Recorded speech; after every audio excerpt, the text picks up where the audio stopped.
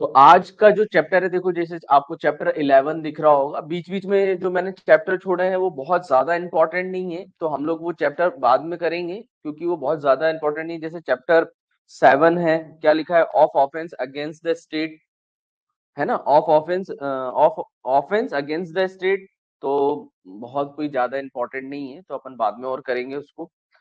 फिर ये वाला चैप्टर 8 है कि of offence relating to army, navy and air force, इसमें से बहुत ज्यादा क्वेश्चन नहीं आते हैं। और आपका ये वाला chapter of offence relating to election, इसमें से भी बहुत कम, मतलब रेयरली क्वेश्चन पूछे गए हैं। ये काउंटरफीटिंग ऑफ कॉइन चैप्टर 10, ये मतलब ऐसे है कि यदि आप इनमें से एक भी चीज नहीं भी पढ़ो ना, तो भी कोई क्वेश्चन, मतलब कहीं गीला बिसरा भूला बिसरा कोई क्वेश्चन आ जाए तो कोई बात नहीं, बट आते नहीं है इसमें से क्वेश्चन। और ना मेंस में ना प्रीलिम्स में कभी कोई क्वेश्चन नहीं आया, बहुत कम क्वेश्चन आते हैं, कॉइन वाइन में से कोई एक आध क्वेश्चन आ जाता है। तो हमारा जो चैप्टर है चैप्टर 11, ये थोड़ा सा इंपॉर्टेंट है, थोड़ा सा नहीं बहुत इंपॉर्टेंट है, क्योंकि इसका एक ही क्वेश्चन जो है बहुत इंपॉर्टेंट रहता है, अनलॉफुल असेंबली, है ना, of offence against the public tranquillity, है ना, ये लिखा हुआ है, of offence against the public tranquillity. तो ये क्या है, अनलॉफुल असेंबली के बारे में। अब अनलॉफुल असेंबली क्या होती है आज हम लोग देख लेते हैं। इसमें बहुत देख रहे होंगे 189 से 197 तक की सेक्शन है, बट ये जो सेक्शन है इसके अंदर ही अंदर बहुत सारी सेक्शन दी हुई है। कहने को तो 10 सेक्शन है, बट अंदर ही अंदर 10 सेक्शन, इनके 10 सेक्शन के अंदर ही अंदर बहुत सारी सेक्शन है, कुछ कुछ, है ना। तो अपन लोग पार्ट कोशिश करते हैं कि ये खत्म हो जाए आज।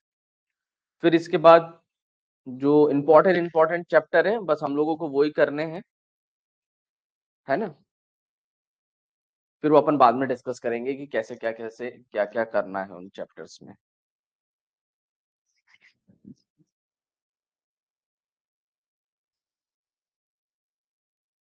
तो चैप्टर 11 देख लेते हैं अपन। देखो chapter 11, of offence against public tranquillity. अब ये सेक्शन है अनलॉफुल असेंबली, है ना। अनलॉफुल असेंबली मतलब क्या होता है, अनलॉफुल असेंबली मतलब हिंदी में क्या करें तो विधि विरुद्ध जमाव, विधि विरुद्ध जमाव, ठीक है। तो आपको ये भी याद करना पड़ेगा कि इसका हिंदी में मीनिंग क्या होता है, तो विधि विरुद्ध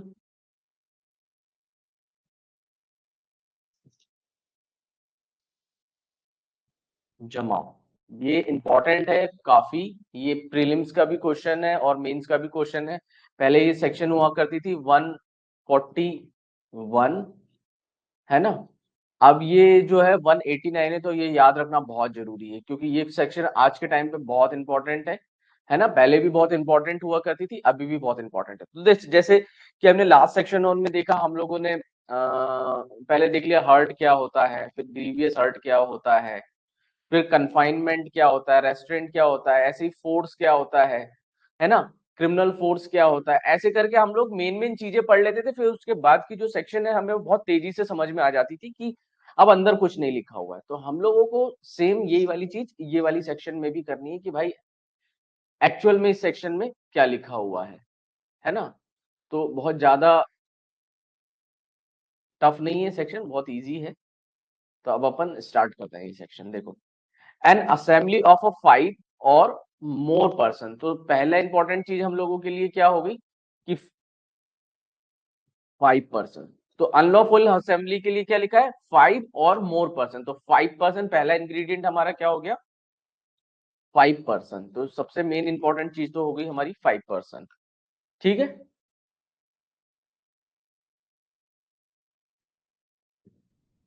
5 पर्सन। फिर क्या लिखा है, अब इसमें देखो कितने इंग्रेडिएंट है ये देख लेते हैं हम लोग मोस्टली, इसमें कितने इंग्रेडिएंट दिए हुए हैं। तो अपन देख लेते हैं 233,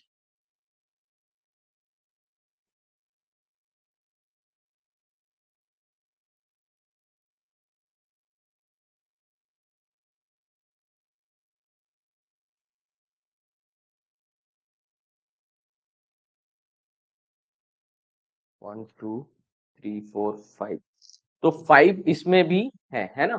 तो A B C D E, है ना। तो 5 है इसमें, है ना। ये भी 1 2 3 4 5, तो ये पांचों हमें एग्जैक्टली मतलब डिट्टो याद नहीं करना है इसको, पर हमें इसमें पता होना चाहिए कि मेन अनलॉफुल असेंबली में क्या क्या इंग्रेडिएंट होते हैं।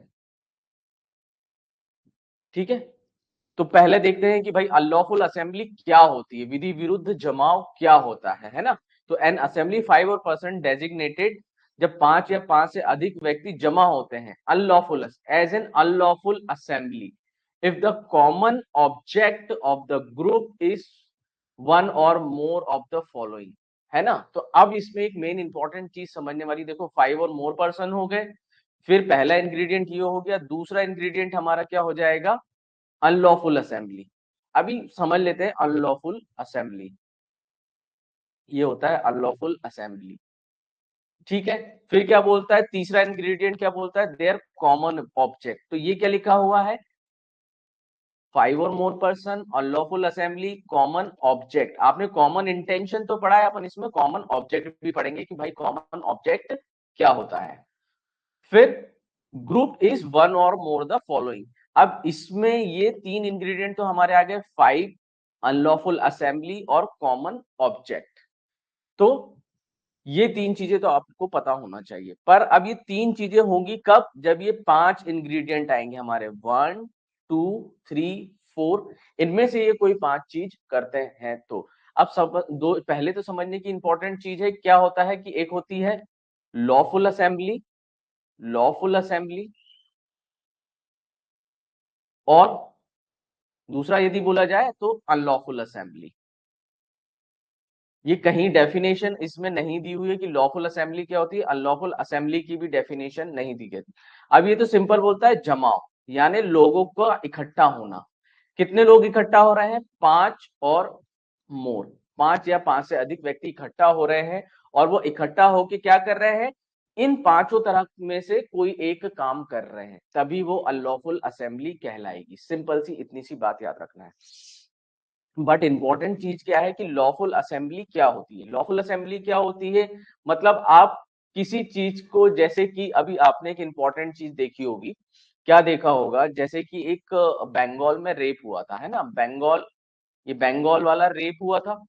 इसमें सारे सारे लोग क्या हुए थे, इकट्ठे हुए थे, है ना, असेंबल हुए थे। इसी को तो क्या बोलते हैं, असेंबल को असेंबली बोलते हैं, असेंबल हुए थे। अब रेप बंगाल में बहुत सारे लोग असेंबल हुए थे against that the offence has been committed, assembly against the rape, मतलब कि ये रेप हुआ था, तो इसमें बहुत सारे लोग इकट्ठे हुए थे। तो वो कैसा जमाव था, लॉफुल था, है ना। मतलब वो लोग एक रिक्वेस्ट कर रहे थे कि भाई जो व्यक्ति है जिसने ऑफेंस किया है, उस व्यक्ति को पकड़ा जाए, उसे पनिशमेंट दिया जाए। तो ये असेंबली कैसी हो गई थी, लॉफुल असेंबली हो गई थी। बट यही असेंबली अब क्या करेगी, अब इसी एग्जांपल को यदि हम लोग कंटिन्यू करेंगे, तो ये वाली असेंबली आगे जाकर कहीं ना कहीं क्रिमिनल फोर्स का यूज करेगी, फोर्स का यूज करेगी, क्रिमिनल फोर्स का यूज करेगी, अनलॉफुल एक्टिविटी करेगी। तो अब आप इसी एग्जांपल को बहुत अच्छे से समझे, तो क्या कर रहे हैं, यही सारे लोग मिलकर, अब जैसे ये बंगाल रेप में बहुत सारे लोग जो इकट्ठा हुए हैं, ये बहुत सारे लोग जो इकट्ठा हुए हैं, है ना, ये इकट्ठा होकर क्या कर रहे हैं, ये भी लॉफुल काम कर रहे हैं। तो ये वाली बात तो आप लोगों को समझ में आ जाएगी, और ये अनलॉफुल काम कर रहे हैं।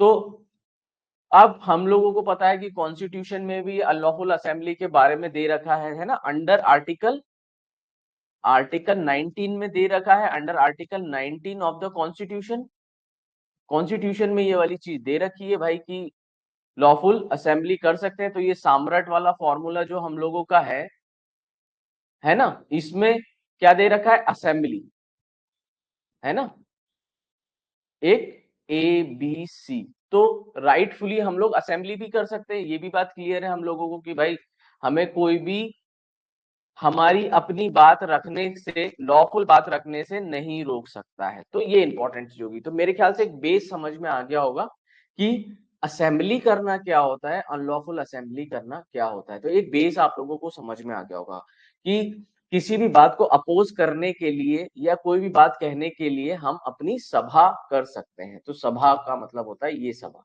लोगों का इकट्ठा होना, जमा होना, विधि विरुद्ध। एक होता है लॉफुल असेंबली, ये जो मैंने बताया लॉफुल असेंबली, और दूसरी होती है अनलॉफुल असेंबली। बस इतनी सी चीज मेरे को इसमें समझानी थी। अब ये लोग क्या कर रहे हैं, हमें मेन इंपॉर्टेंट चीज ये समझना है, कैसे वो जो असेंबली है अनलॉफुल हो जाएगी। तो देखते हैं कैसे वो असेंबली अनलॉफुल हो जाएगी।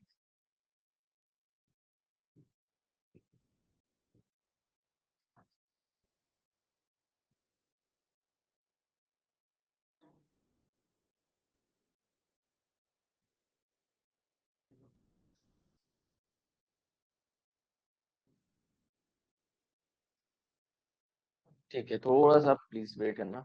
ठीक है, तो ये देखो, अब ये पांच, ये वाला फॉर्मूला तो हम लोग देख लिए कि पांच या पांच से अधिक पर्सन अनलॉफुल असेंबली कर रहे हैं, उनका एक कॉमन ऑब्जेक्ट है। अपन कॉमन ऑब्जेक्ट पे अभी जाएंगे बाद में, जब अपन पूरा समझ लेंगे। तो ओवर अवे गवर्नमेंट और पब्लिक सर्वेंट क्या कर रहे हैं, by criminal force. The assembly intend to intimidate or coerce the central government, state government or parliament or public servant the use of criminal force or the threat by criminal force, है ना। तो अब आप इसमें देखोगे कि क्या कर रहे हैं ये लोग।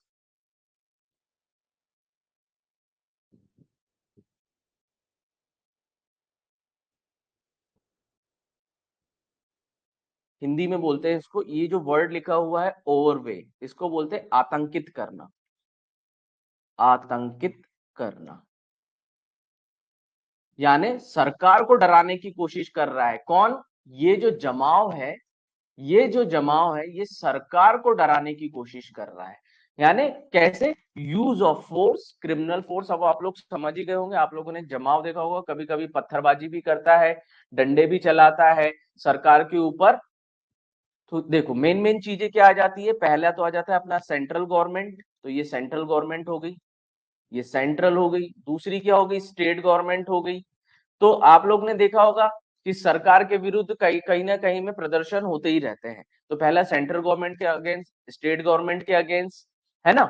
फिर तीसरा क्या लिखा हुआ है, पार्लियामेंट। पार्लियामेंट के सामने बैठ जाते हैं लोग, है ना, पार्लियामेंट के सामने बैठ जाते हैं। तो पार्लियामेंट के सामने आप बैठ के क्या कर रहे हो, प्रदर्शन करते रहते हो। यदि आप लॉफुली कर रहे हो, ठंडे दिमाग से कर रहे हो, शांतिपूर्वक कर रहे हो, तो कोई प्रॉब्लम नहीं है, आप अपोज करो, सरकार कुछ नहीं बोलेगी। पर कितने लोग होना चाहिए, 5 और मोर पर्सन। फिर एक और वर्ड लिखा हुआ है पब्लिक सर्वेंट। पब्लिक सर्वेंट यानी किसी ऑफिस के सामने बैठ जाते हैं, या पब्लिक सर्वेंट के घर पे थोड़ी बैठ रहे, पब्लिक सर्वेंट के ऑफिस में बैठ रहे हैं। तो ये चार चीजें इसमें इंपॉर्टेंट हो गई।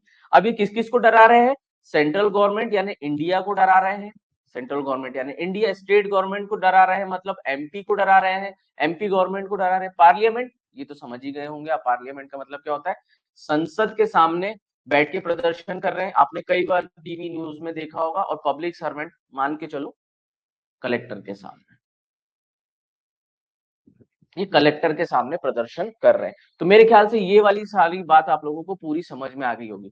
कैसा कर रहे हैं, अब वो लॉफुली कर रहे थे। पहले ये लोग क्या कर रहे थे, ये बंगाल में, बंगाल वाला एग्जांपल यदि ले ले, तो ये लोग क्या कर रहे थे, पहले तो अपना प्रदर्शन शांतिपूर्वक तरीके से कर रहे थे। अब यही लोग बंगाल वाले जो हैं, रेप का अपोज करते करते ये लोग क्या करने लगे, सरकार को डराने लग गए, आतंकित करने लग गए, है ना। यानी कि बंगाल स्टेट को ये लोग, बंगाल सरकार को डराने लग गए कि हम कैसा यूज करने लग गए, वो क्रिमिनल फोर्स का यूज करने लग गए और थ्रेट देने लग गए, है ना।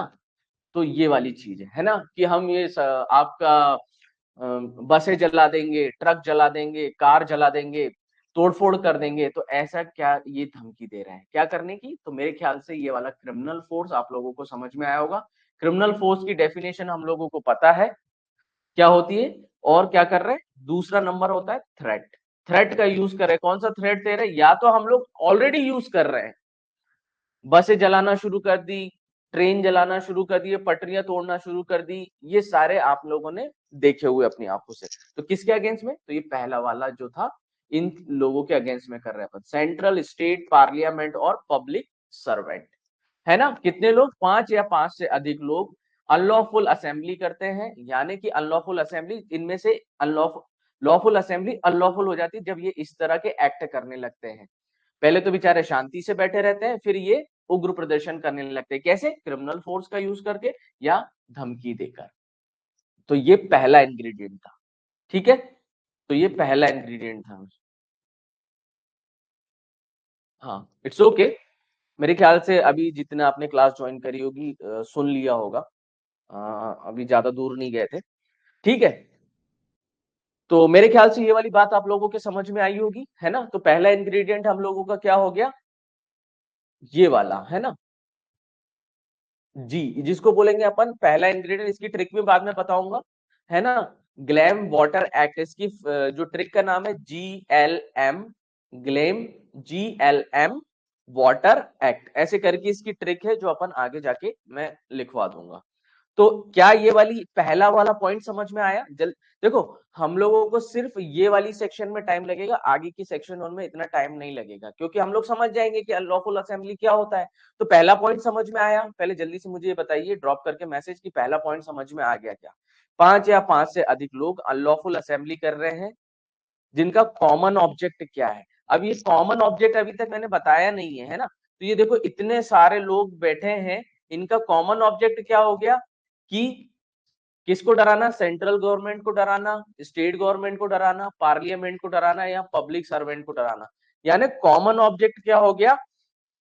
सरकार को डरा रहे हैं, यदि तुमने जल्दी से जल्दी एक्शन नहीं लिया तो हम इस थाने में आग लगा देंगे, हम इस कोर्ट में आग लगा देंगे, है ना? हम पार्लियामेंट को जला देंगे। ये ऐसी धमकियां तो दी जाती है कि हम बसें जला देंगे, ट्रक जला देंगे, ये सब तोड़फोड़ करेंगे, पटरियां तोड़ेंगे। तो ये सारे प्रदर्शन जो होते हैं, ये सब आपको ये मेन मेन इंग्रेडिएंट के बेस पे मैंने समझा दिया। अब अपन आते हैं नेक्स्ट पे, अपनी सेक्शन पे,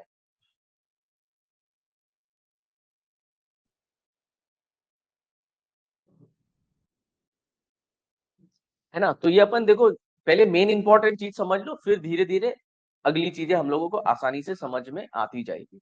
अब आते हैं अपन बी नंबर के पॉइंट पे, है ना? एक छोटी सी चीज समझ में आ गई। तो देखो, ये सब जगह क्या एक कॉमन चीज क्या यूज होगी? क्रिमिनल फोर्स और थ्रेट।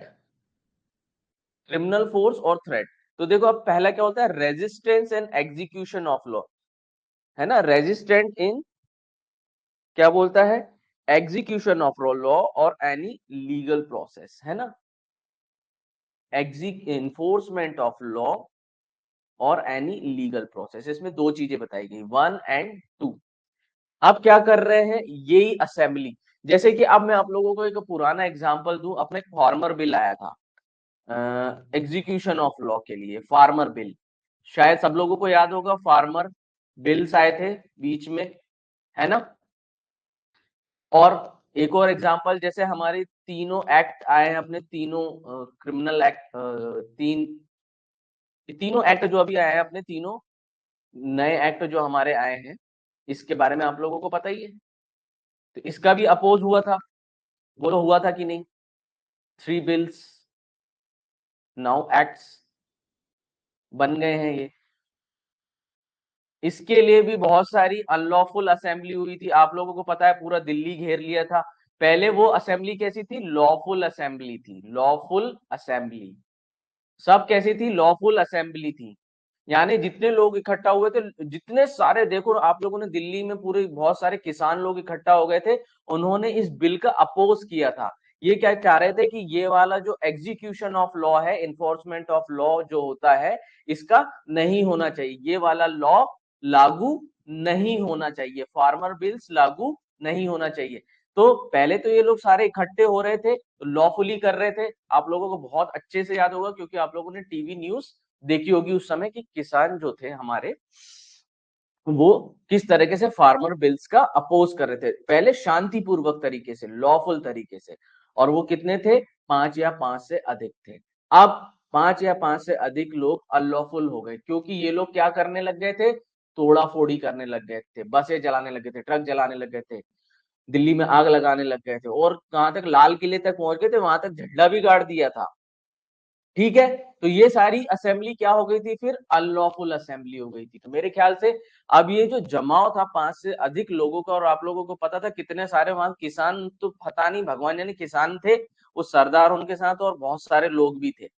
तो वो जो जमाव था, लॉफुल जमाव था वो क्या हो गया, अनलॉफुल जमा हो गया था, क्योंकि वो किसका अपोज कर रहे थे, ये फार्मर बिल्स का, है ना। अभी आपने 3 बिल्स के बारे में भी देखा होगा, इसमें भी बहुत सारे लोग अपोज कर रहे थे कि नहीं लागू होना चाहिए, पुराने वाले ही अच्छे हैं, है ना।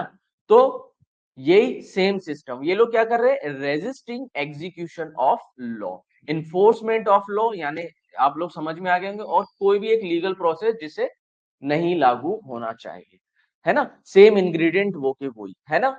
तो ये हो गया सेकंड वाला पॉइंट अपना। क्या ये वाला पॉइंट समझ में आया? देखो बहुत सिंपल तरीके से मैंने आप लोगों ने, क्योंकि आप लोग इतने मैच्योर है, आप लोगों ने फार्मर बिल्स जब लागू होने वाले थे तब भी आप लोगों ने बहुत सुना था, तब की दिल्ली में बहुत हंगामा हुआ था, और ये अपने तीनों बिल्स के ऊपर भी इन्फोर्समेंट होने के लिए, है ना, लॉ का इन्फोर्समेंट नहीं होने देना है।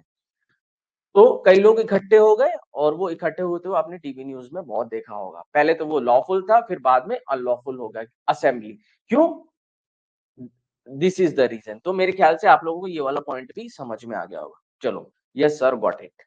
चलो नेक्स्ट पे आते हैं, बहुत इजी है, बट सबका ऑब्जेक्ट क्या है, कॉमन ऑब्जेक्ट यही वाला। तो मैं एक वर्ड और दे दूं आप लोगों को। अब ये लोग क्या कर रहे हैं, इन लोगों ने भी काय का यूज किया है, क्रिमिनल फोर्स का यूज कर रहे हैं ये भी, है ना।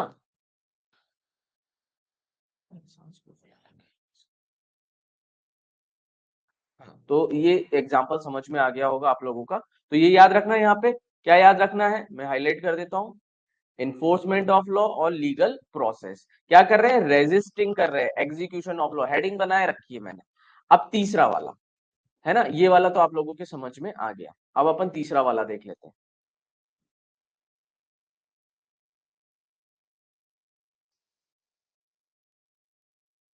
तीसरा वाला देख लेते हैं, दिस इज ऑल्सो इंपॉर्टेंट। वो तो, है ना, कॉमन ऑब्जेक्ट क्या होगा, अब मैं बाद में सब बताऊंगा, है ना। कॉमन ऑब्जेक्ट ये समझने के बाद आप लोगों को कॉमन ऑब्जेक्ट समझ में आने लगे होगा, मतलब इन एबीसीडी में से एक कोई काम कर रहे हैं, किसके अगेंस्ट में, ये वाला, ये असेंबली जो है इन पांचों में से कोई एक काम कर रही है, तो मैं इसको ऐसा लिख देता हूं, ये जो असेंबली है, अब आप लोगों को समझ में आ गया होगा, एक असेंबली है, ये कौन सी असेंबली हो गई, अब अनलॉफुल हो गई, है ना। तो पहला स्टेप तो क्या हो गया हमारा, अनलॉफुल असेंबली। दूसरा स्टेप हमारा क्या हो गया, इनका कॉमन ऑब्जेक्ट। अब आप लोगों को शायद समझ में आ गया होगा, शुरू में नहीं समझाया था मैंने। कॉमन ऑब्जेक्ट की डेफिनेशन अभी आएगी नेक्स्ट सेक्शन में, शायद 191 है ना। तो कॉमन ऑब्जेक्ट क्या है इन लोगों का, अनलॉफुल असेंबली का। फार्मर बिल वाले की यदि बात करें तो फार्मर बिल वालों का अनलॉफुल असेंबली हो गई, क्लियर हो गया ये वाला पॉइंट। इन फार्मर वाले सारे किसानों का ऑब्जेक्ट क्या था, सरकार को डराना, है ना। तो ये पांचों में से कोई भी ए बी सी डी जो अपन पढ़ेंगे अभी, ए बी सी डी और ई, ये वाले सारे पॉइंट 1 2 3 4, तब वो अनलॉफुल असेंबली होती है। और हमारा मेन इंपॉर्टेंट पॉइंट क्या होगा, 5 और मोर पर्सन। तो यानी एक अनलॉफुल असेंबली है, उसका एक कॉमन ऑब्जेक्ट है, उनका कॉमन ऑब्जेक्ट क्या होना चाहिए, इन पांचों में से कोई एक होना चाहिए, जो हम लोग अभी पढ़ रहे हैं, जिसमें से हमने दो पढ़ लिए हैं, है ना। तो आप लोगों को ये दो पॉइंट तो समझ में आ गए होंगे। अब कॉमन ऑब्जेक्ट भी, अब कॉमन ऑब्जेक्ट का मतलब यहाँ पे क्लियर सी बात है, सब लोगों का एक ही सोच होगी, सब लोगों का एक ही ऑब्जेक्ट होगा कि फार्मर बिल नहीं आने देना है, हमारा ये कॉमन ऑब्जेक्ट है। तो मेरी बात आप लोग समझ गए होंगे, सबका कॉमन ऑब्जेक्ट क्या है कि ये फार्मर बिल नहीं आने देना है। यदि ये लोग ऐसा करते हैं तो हम बसें तोड़ेंगे, जलाएंगे, ट्रेन फोड़ेंगे फोड़ेंगे, बिल्डिंगें जलाएंगे, लोगों को मारेंगे पीटेंगे, ये सब करेंगे, ये हमारा सबका कॉमन ऑब्जेक्ट है। तो क्लियर है वाली बात। अब अपन आगे चलते हैं इस चीज से, देखो, ठीक है। देखो मेन चीज पे मैं गाड़ी अपनी धीरे चलाता हूँ, मैं पढ़ाता धीरे हूँ, फिर आप लोगों को पता है जब हम लोगों को चीजें समझ में आती है फिर हम तेजी से चीजें समझ लेते हैं, जैसे हम लोगों ने कल किया था, ठीक है। तो अब कमिट मिसचीफ, ट्रेसपास और अदर ऑफेंस, अदर ऑफेंस में कई तरह के ऑफेंस आ जाते हैं। तो क्या बोल रहा है, दिस ग्रुप, ये ग्रुप का मतलब होता है अनलॉफुल असेंबली। ये क्या कर रही है, मैं फिर से लिख देता हूं, अनलॉफुल असेंबली, अनलॉफुल असेंबली, क्योंकि अब वो अनलॉफुल ही हो गई है, अनलॉफुल असेंबली। ये किसान वाला ही एग्जांपल लेकर चलें तो ये तीन चीजें कर रहे हैं, 1 2 3। पहला क्या, मिसचीफ, दूसरा ट्रेसपास, तीसरा अदर ऑफेंसेस, है ना।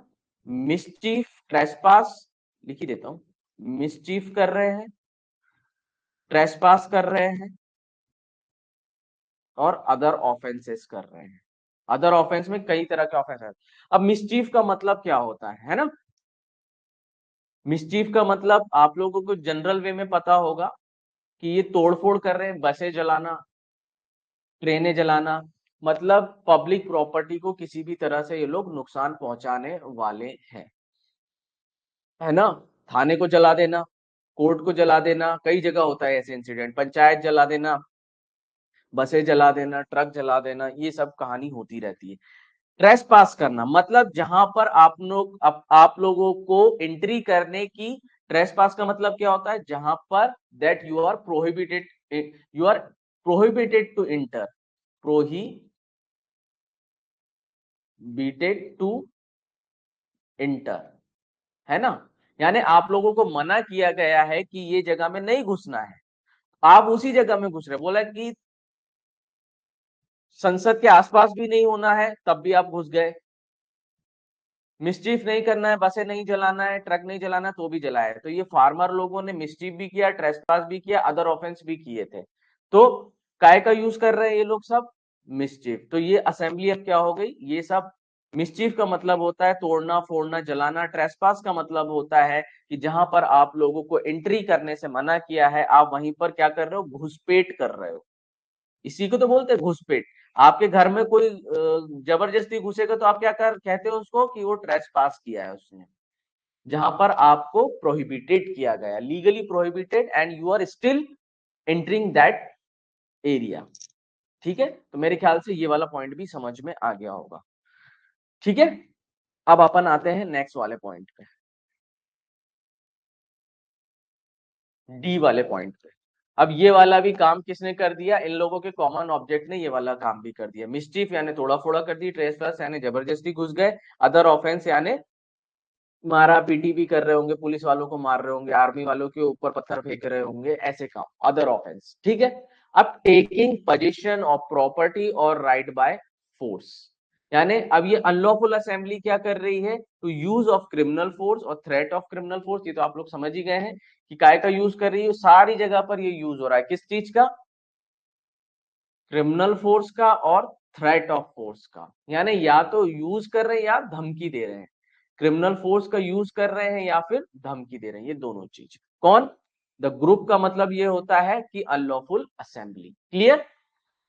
अब ये टेकिंग पोजेशन ऑफ प्रॉपर्टी और राइट बाय फोर्स, देखो क्या क्या हो गया इसमें।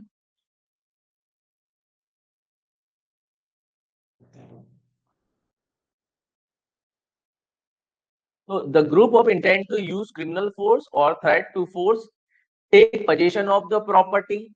अब ये वाला भी देखो, आप लोगों ने फार्मर ने कई जगह पर पोजीशन, पोजीशन नहीं यानी कब्जा कर रहे थे प्रॉपर्टी पे, और कई जगह पे ये लोग, अनलॉफुल असेंबली क्या करती है, कब्जा करने की कोशिश करती है, प्रॉपर्टी पे कब्जा कर रही है।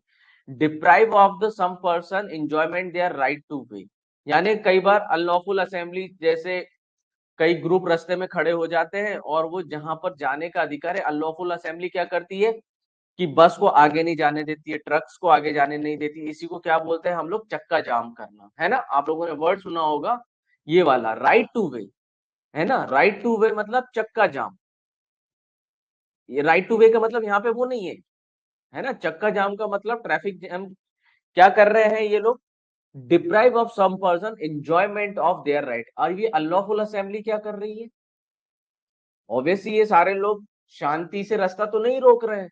आप लोग कई बार आप लोग ट्रैफिक जैम में फंसे होंगे, पता चलता है कि आगे कुछ ग्रुप के लोग बैठे हुए हैं, ट्रेन की पटरी पे बैठ गए हैं या रोड पे बैठ गए हैं, और वो ना तो ट्रेन को चलने दे रहे हैं, ना ही वो बस को चलने दे रहे हैं, तो इसको बोलते हैं चक्का जाम। यानी आप लोग हमारे ये वाली जो असेंबली है वो ये वाला काम कर रही है, कौन कौन सा, right to way, use of water, मतलब वो पानी भी नहीं पीने दे रही है हम लोगों को, है ना, कि अब हम तुमको पानी भी नहीं पीने देंगे, इस नदी से पानी नहीं लेने देंगे, इस तालाब से पानी नहीं लेने देंगे, इस कुएं से, और अदर इनकॉर्पोरल राइट। है ना? तो मेन चीजें हैं इसमें, ये 3 चीजें थी, है ना? क्या-क्या कर रहे हैं वो? प्रॉपर्टी का पोजीशन ले रहे हैं 1 नंबर, 2 नंबर क्या कर रहे हैं? राइट टू वे, तीसरा यूज ऑफ वाटर नहीं करने दे रहे, राइट ऑफ वे का यूज नहीं करने दे रहे, और अदर इनकॉर्पोरल राइट, और कोई भी मूर्त अधिकार, है ना? हम लोगों को किसी भी तरह का जो हमारा अधिकार है, जो हमारा कोई भी हमारा नौकरी करने का अधिकार है, जैसे हम लोगों को जॉब पे जाना है, वो हम लोगों को जॉब पे जाने नहीं दे रहे। ऐसे करके हमारे जो राइट है उन लोगों का यूज नहीं करने दे रहे। ये सारी चीजें आती हैं, या तो प्रॉपर्टी का पोजीशन ले लेते हैं, है ना, बाय फोर्स। वो कौन करते हैं ये आप लोगों ने देखा ही होगा, कौन लोग हैं? ये ट्रेन हो गई, मैं लिख दे रहा हूं ताकि, और ये बस हो गई। ये क्या करते हैं? ये सामने बैठ जाते हैं, ट्रेन के सामने बैठ जाते हैं या बस के सामने बैठ जाते हैं और रोक देते हैं, ये वाला।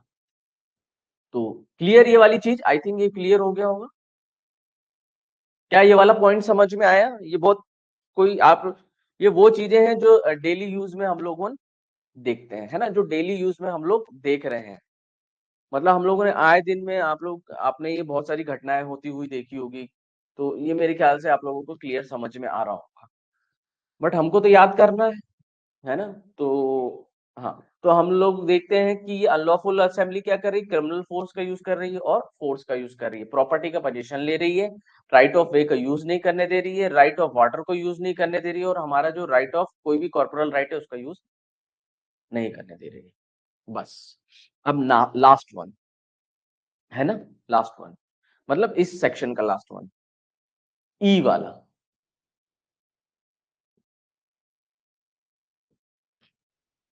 forcing someone to act their legal right, forcing someone to act their legal right। अब ये वाली बात आ गई यहाँ पे, है ना? क्या बात हो गई? फोर्सिंग समवन यानी क्रिमिनल फोर्स का वही यूज क्या कर रहे हैं? The assembly intended to use, सब जगह देखो क्रिमिनल फोर्स का यूज हो रहा है, और ये दो वर्ड सब जगह कॉमन चलेंगे, है ना? तो सामने वाले को हम लोग क्या कर रहे हैं? क्रिमिनल फोर्स का यूज कर रहे हैं उसके ऊपर, या धमकी दे रहे हैं कि हम तेरे ऊपर क्रिमिनल फोर्स का यूज करेंगे, वही धक्का देना, मारा पीटी करना किसी भी तरीके से। तो अब ये दो चीजें लिखी हुई है यहाँ पर जो हम लोगों को समझना है, ये जिसके बारे में मैं कई बार समझाते आया हूँ और आप लोगों को ऑलरेडी इसके बारे में पता है। क्या कर रहे हैं? Legal right. ये देखो, to do something they are not legally right to do. अब ये अनलॉफुल असेंबली किसी भी व्यक्ति को वो काम करने के लिए बोल रही है जो उसकी लिमिट में नहीं आता है। और ये वही वाला देखो, ये वाले है ओमिशन, पहले वाले को बोलते हैं ओमिशन, पहला वर्ड है इसमें ओमिशन, दूसरा वर्ड है commission.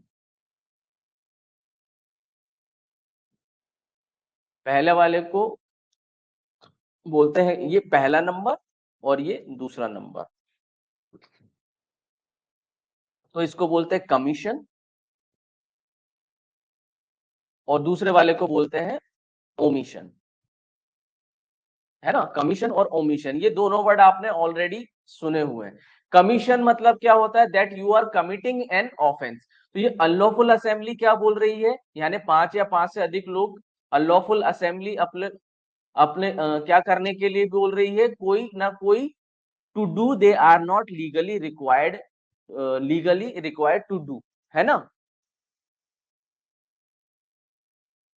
To do something they are not legally required, ऐसा काम करने के लिए बोल रही है आपराधिक बल या आपराधिक किसी व्यक्ति को वह करने के लिए जिसे करने के लिए वो वैध रूप से आबद्ध ना हो, है ना?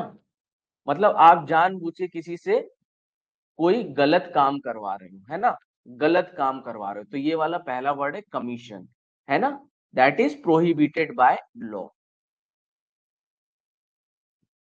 Prohibited by law. क्या इसका मतलब वही है कि आप किसी को बोल रहे हो कि कोई ऑफेंस करने के लिए बोल रही होगी अनलॉफुल असेंबली, कि भाई तुमको ये काम करना ही है ना?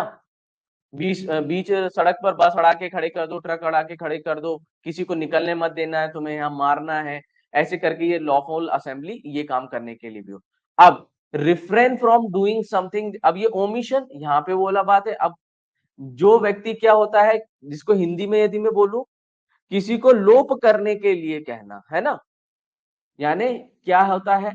पुलिस वालों को बोल रहे हैं कि तू अपनी ड्यूटी मत कर, अनलॉफुल असेंबली धमका रही होगी कि हमें मत रोको, हमें ये काम करने दो, है ना, कि पुलिस का काम है स्टॉप करना और ये पुलिस वालों को मना कर रहे हैं, तो पुलिस वाला वो काम नहीं कर रहा है, किसकी धमकी से, ये अनलॉफुल असेंबली की धमकी से। तो ये वाली बात है। अभी लीगली नॉट लीगली राइट, तो मतलब क्या होता है इसका, कमीशन। कमीशन का हमेशा मतलब ये होता है कि that you are prohibited by law, आपको वो काम नहीं करना है। अब ये ओमिशन का मतलब क्या होता है कि आप पुलिस वाले हो, डॉक्टर हो, क्या हो, जो भी हो, आपका काम उसको किसी एक्ट को रोकना है और आप वो एक्ट को नहीं रोक रहे हो, जबकि वो आपकी ड्यूटी है। जैसे पुलिस वाले की ड्यूटी है क्राइम को रोकना, बट वो क्राइम को नहीं रोकता है, तो वो क्या कर रहा है, he is omitting his duty because he is legally bound to do that act but he is not following. तो अनलॉफुल असेंबली उससे ऐसा काम करने के लिए बोल रही है, किसी व्यक्ति से ऐसा काम करने के लिए कहना जिसे वो करने के लिए आबद्ध नहीं है, और किसी व्यक्ति को ऐसा काम करने के लिए बोलना जो कि उसकी ड्यूटी है और उसको मना करती है, यानी अपोजिट काम करने के लिए बोल, है ना, सीधी सी बात है, सीधी सी बात है। अब सानिध्य को बोलो कि जाके उसको तमाचा मार के आओ, सानिध्य को बोलो कि जाओ उसको हर्ट करके आओ, ग्रीवियस को हर्ट करके आओ, तो ये क्या कर रहा है, कमीशन कर रहा है। अब सानिध्य एक पुलिस वाला है, इसकी ड्यूटी है किसी को रोकना, तो ये इसकी ड्यूटी नहीं करने से अनलॉफुल असेंबली इसको रोक रही है। तो ये एक एग्जांपल हो गया। तो ये हम लोगों ने मेन इंपॉर्टेंट अनलॉफुल असेंबली को खत्म कर दिया, जो मेन इंपॉर्टेंट थी। अब इसमें हम लोगों ने देखा ये ABCDE जो हम लोगों ने पढ़ा है अभी, है ना, अब ये जितना भी ABCDE तक पढ़ा है, इसका वैसे तो एक फॉर्मूला है जो यहाँ पे मैंने नहीं लिखा है, अभी लिख देता हूँ, छोटा सा फॉर्मूला है तो समझ में आ जाएगा, कहीं खाली जगह दिखेगी।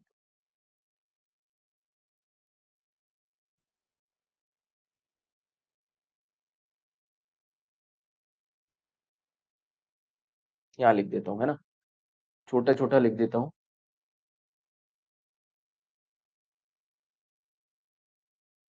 ये देखो, GLM वाटर, वाटर इसलिए लिया है क्योंकि देखो उसमें राइट टू वे था, GLM वाटर एक्ट। तो ABCD और E, है ना, यानी 1 2 3 4 5। अब मैं एक बार बस सीधे से रिवाइज करवा देता हूं इसको, है ना, जल्दी से। देखो, ये गवर्नमेंट है, इसका मतलब है गवर्नमेंट। गवर्नमेंट में आप लोगों ने चीजें क्या क्या पढ़ी थी कि central government, state government, parliament और पब्लिक सर्वेंट। तो ये हम लोगों का डन हो गया। तो अनलॉफुल असेंबली किसको रोक रही है, इसके अगेंस्ट में काम करी, किसके, गवर्नमेंट के अगेंस्ट में काम करी। अब इसका क्या था, ये लीगल प्रोसेस, तो हम लोग इसको लिख देते हैं लॉ एग्जीक्यूशन होने से वो लॉफुल असेंबली मना कर रही थी, तो उसका एग्जांपल फार्मर वाला आप लोगों को याद हो गया। फिर ये मिसचीफ कर रही थी, अनलॉफुल असेंबली तोड़ाफोड़ी कर रही थी, है ना, ट्रेसपास कर रही थी और अदर ऑफेंस कर रही थी। तो इसका फॉर्मूला वैसे तो क्या है, टॉम, TOM। टॉम का मतलब ट्रेसपास, अदर ऑफेंस और मिसचीफ, ये वाला हो गया। ग्लैम वाटर, इसको फॉर्मूले को बोलते हैं GLM वाटर एक्ट। तो वाटर का मतलब अपन ने क्या पढ़ा था, राइट टू वे, यहाँ पे वे, राइट टू वे था, वे, वाटर और अदर अपने कॉर्पोरल राइट। तो वो लॉफुल असेंबली क्या कर रही थी, वाटर का यूज नहीं करने दे रही थी, प्रॉपर्टी पे कब्जा कर रही थी, और प्रॉपर्टी पे कब्जा कर रही थी और वाटर का यूज करने नहीं दे रही थी। एक्ट मतलब ये कमीशन, एक्ट और ओमिशन होता है ना, तो कमीशन एंड ओमिशन। अब वो अनलॉफुल असेंबली सामने वाले व्यक्ति को कोई गलत काम करने के लिए बोल रही है और पुलिस वाले को सही काम करने से रोक रही है। तो मेरे ख्याल से अब इन सब का, अनलॉफुल असेंबली का, इनमें से कोई एक ऑब्जेक्ट रहता है, कि या तो इनमें से कोई एक या ये सारे ही हो सकते हैं, ठीक है, ये इनका कॉमन ऑब्जेक्ट है। किसका, कॉमन ऑब्जेक्ट किसका, दूसरा अनलॉफुल असेंबली का, अनलॉफुल असेंबली का। अब मेरे ख्याल से आप लोग शायद ये बात को समझ गए होंगे। और ये सारे लोग काय का यूज कर रहे हैं? ये क्रिमिनल फोर्स का और थ्रेट ऑफ का, इन सारी जगह पर अनलॉफुल असेंबली में। और एक हमारा इंग्रेडिएंट है 5 और मोर पर्सन। तो अनलॉफुल असेंबली का कॉमन ऑब्जेक्ट ये पांचों ऑब्जेक्ट होना चाहिए। वन इनमें से कोई एक या एक क्या करता है तो फिर वो असेंबली क्या होती है? कहलाती है अनलॉफुल असेंबली, है ना। ये सारे इंग्रेडिएंट कॉमन ऑब्जेक्ट 5 और पर्सन मिलकर ये सारे काम करते हैं, तो that assembly is called unlawful assembly, है ना। ठीक है, तो फाइनलाइज इसका कंक्लूजन समझ में आया? जो लास्ट में मैंने कंक्लूड किया है शायद आप लोगों के समझ में आया होगा, ये जो मैंने कंक्लूड किया है।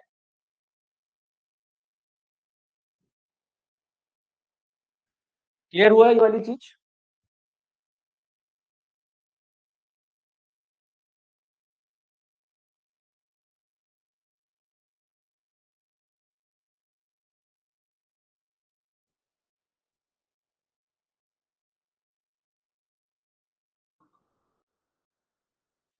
है ना।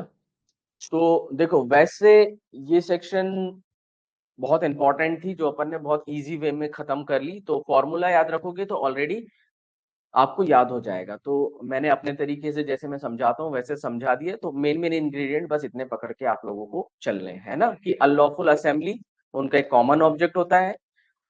कॉमन ऑब्जेक्ट और कॉमन इंटेंशन में एक ही डिफरेंस है ना। कई बार पूछा जाता है what is the difference between the common object and common intention. तो कॉमन इंटेंशन 3-5 में दी हुई है ना। और कॉमन ऑब्जेक्ट जो है 192 में दिया हुआ है। यानी अब कॉमन इंटेंशन में किसी भी ऑफेंस को करने की सारे लोगों की कॉमन इंटेंशन होती है। ये बात तो समझना, मैं जनरल वे में समझा रहा हूं अभी। यानी कॉमन इंटेंशन में जो पर्सन होते हैं वो कोई एक ऑफेंस कर रहा है with in furtherance of their common intention. इसमें भी यही है, इन furtherance of their common object. पर उन सबका कॉमन ऑब्जेक्ट क्या है? अनलॉफुल असेंबली होना चाहिए, पहली बात। दूसरी बात, इनमें से इन पांचों में से कोई एक ऑब्जेक्ट होना चाहिए, that is called common object. और कॉमन इंटेंशन में क्या होता है? कॉमन इंटेंशन में किसी भी ऑफेंस को करने का इंटेंशन होता है कॉमन।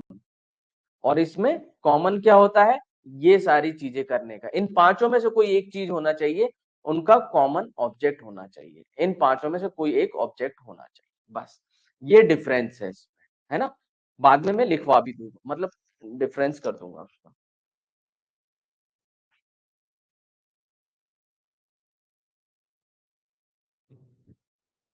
ठीक है, तो आई होप कि ये पूरा आप लोग को समझ में आ गया है। अब अपन जल्दी से आगे बढ़ते हैं। अब अपना